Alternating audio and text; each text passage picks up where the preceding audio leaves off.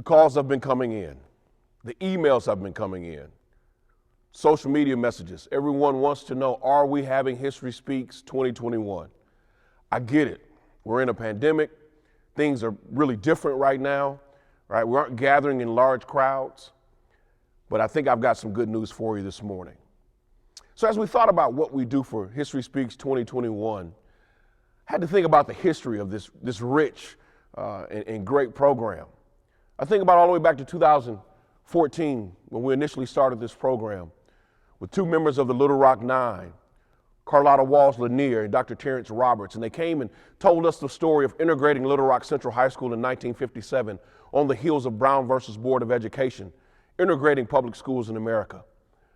And then I thought all the way back to 2015 when we brought in attorney Fred Gray and Claudette Colvin, who sparked the Montgomery bus boycott in 1955.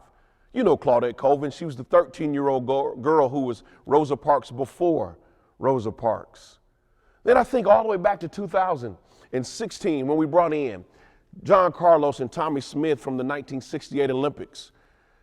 The iconic photo of them standing there with their fists in the air, protesting the injustice that was happening in our country.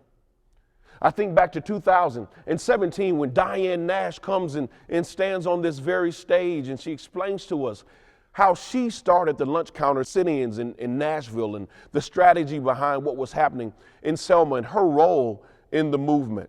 I think about 2018 when Wheeler Parker Jr. came to our campus, the cousin of Emmett Till, and the last living eyewitness other than Mrs. Bryant to what happened that night that Emmett Till was taken from his family's home and brutally murdered. Think about 2019 when Ambassador Andrew Young came and shared with us his experiences as a close friend and confidant of Dr. Martin Luther King Jr. Shared with us his experiences on that balcony the night that Dr. King was murdered at the Lorraine Motel in Memphis, Tennessee. I even think back to 2020, before the world was shut down, before the pandemic grabbed us, we were able to share a moment with Raymond Santana of the Central Park Five, now known as the Exonerated Five. 5 young men in New York who were falsely accused of a brutal crime and sent to prison, now released and telling their story. And so as I think of these 7 years and everything that we've been able to do, the stories we've been able to tell, I had to figure out how do we do this in 2021. And so I'm proud to tell you that History Speaks will continue for an 8th year. On February 21st at 6 p.m. Central Time, we will stream to you from Selma.